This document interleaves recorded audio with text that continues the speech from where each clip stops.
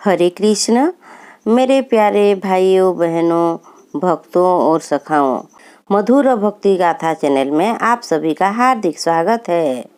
भक्तों, आज मैं आपको सुनाने जा रही हूँ वट सावित्री की व्रत कथा। भक्तों, वट सावित्री व्रत करने मात्र से पति को लंबी आयु की प्राप्त होती है। भक्तों, आपने अभी तक अगर हमारा YouTube चैनल को सब्सक्राइब नहीं किया तो ज़रूर सब्सक्राइब करें और बेल आइकन को दबाना ना भूलें ताकि आपको हमारे चैनल में आने वाली सब वीडियो का सबसे पहले पता चले। भक्तों, आज वट सावित्री की तिथि में मैं आपको सुनाने जा रही हूँ सावित्री और सत्यवान की व्रत कथा। पुराणों काल की बात है। अश्वपति नामक एक राजा थे। उनका कोई संतान नहीं था। राजा ने कन्या या पुत्र पाने के लिए बहुत सारा यज्ञ तप किए। उनके फलस्वरूप उन्हें एक तेजस्वी कन्या की प्राप्ति हुई। राजा ने कन्या का नाम सावित्री रखा। समय बीतता गया और राजकुमारी बड़ी हो गई और विवाह योग्य हो गई। राजा ने सावित्री के लिए स्वयंवर किया। बहुत से राजकुमार आए, किंतु सावित्री का तेज को देखकर वो डर के मारे चले गए। राजा ने एक दिन सावित्री को बुलाया और बोला, हे बेटी, तुम अपना वर खुद निर्वाचित करो।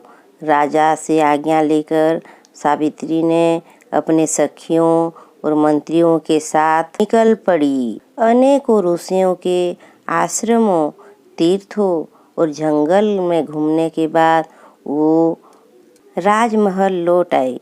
संयोगवश राजप्रसाद में उसी समय नारद जी थे। सावित्री ने नारद जी को प्रणाम किया। राजा अश्वपति ने सावित्री जी से पूछा, तुम अपने लिए कौन सा वर चुनी? तब सावित्री ने कहा, तपोवन में अपने माता पिता के साथ निवास करते हुए सत्यवान मेरे लिए योग्य वर हैं। मैंने मन ही मन उनको अपना पति चुन लिया है।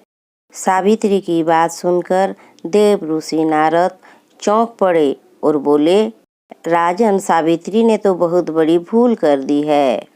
ये सुन अश्वपति चिंतित हो गए और बोले, हे देव ऋषि नारद, सत्यवान में ऐसे कौन सा अवगुण है? इस पर नारद जी ने कहा, हे राजन, सत्यवान के पिता शत्रुओं के द्वारा परास्त हो गए और राज्य सुखों से वंचित हो गए हैं। उनके आँख से कुछ नहीं दिखाई देता और वो वन में तपस्वी जीवन व्यतीत कर रहे हैं। और राजन, सबसे बड़ी कमी यही है कि सत्यवान अल्पायु हैं। 16 वर्ष की आयु में से वर्तमान उनके पास 1 वर्ष की आयु बचा है। नारद जी की बात सुनकर राजा अश्वपति ने सावित्री जी को समझाया कि वो किसी दूसरे पुरुष को अपने जीवन साथी चुन ले। सावित्री बोली, नारी अपने जीवन में केवल एक ही बार अपना पति चुनती है। चाहे कुछ भी हो, कोई दूसरे को मैं अपने जीवन में अपना पति स्वीकार नहीं कर सकती। पिता विवश हो गए और सावित्री और सत्यवान का पूरे विधि विधान के साथ शादी करा दी। सावित्री वन में अपने पति और सास ससुर के साथ रहने लगी। जैसे जैसे समय बीतता जा रहा था, सावित्री का मन में भय बढ़ता जा रहा था। नारद जी का कहे अनुसार जब समय और 4 दिन बाकी रह गया था, तभी सावित्री ने पहले से ही व्रत रखना प्रारंभ कर दिया।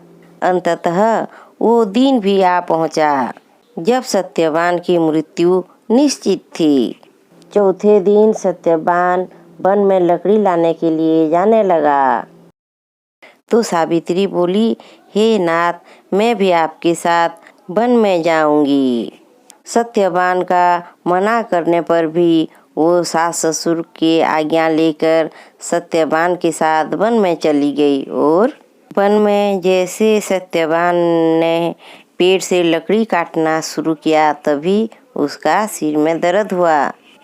वह व्याकुल हो गया और वृक्ष के ऊपर से नीचे उतर आया। नीचे सावित्री बैठी हुई थी। वो अपना भविष्य समझ गई और अपना गोदी में सत्यवान का सिर को रखा।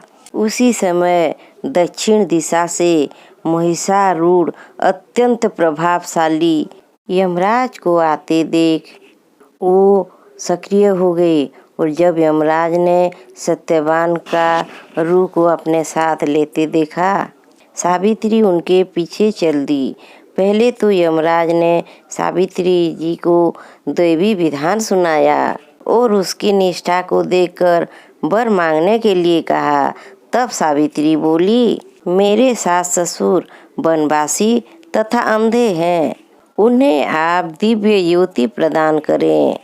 यमराज ने कहा, ऐसा ही होगा, अब लौट जाओ। ऐसा सुनने के बाद सावित्री ने कहा, भगवान, मेरे पतिदेव के पीछे पीछे चलने में मुझे कोई परेशानी नहीं है।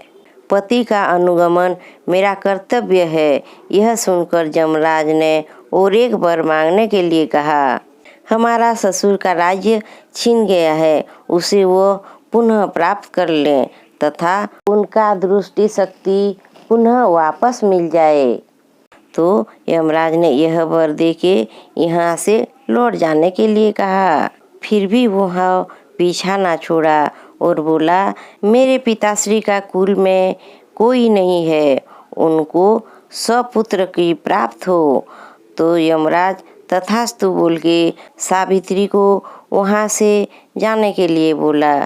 फिर भी सावित्री पीछा ना छोड़ी तो यमराज और वर मांगने के लिए बोले। तो सावित्री बोली, मेरे पति के ओर से मुझे 100 पुत्र की प्राप्ति हो। यमराज तथास्तु बोले और सत्यवान का जीप को लेके जाने लगी।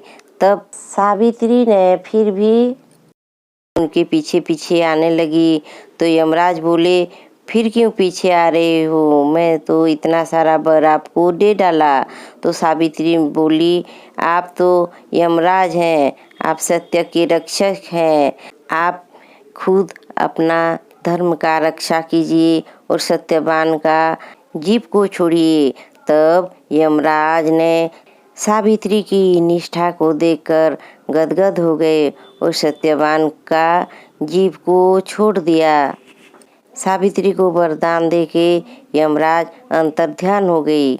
इसी प्रकार सावित्री वही वट वृक्ष के नीचे आई और भगवान की कृपा से सत्यवान का शरीर में जीव का संचार हो गया तथा सत्यवान उठकर बैठ गए और दोनों हर्ष से अपना घर को चले गए तथा उनको उनका राज्य प्राप्ति हो गया। सत्यवान का माता पिता का दृष्टि शक्ति भी आ गया और वो किसी देश में राज्य करने लगे। विष्णु भगवान की जय।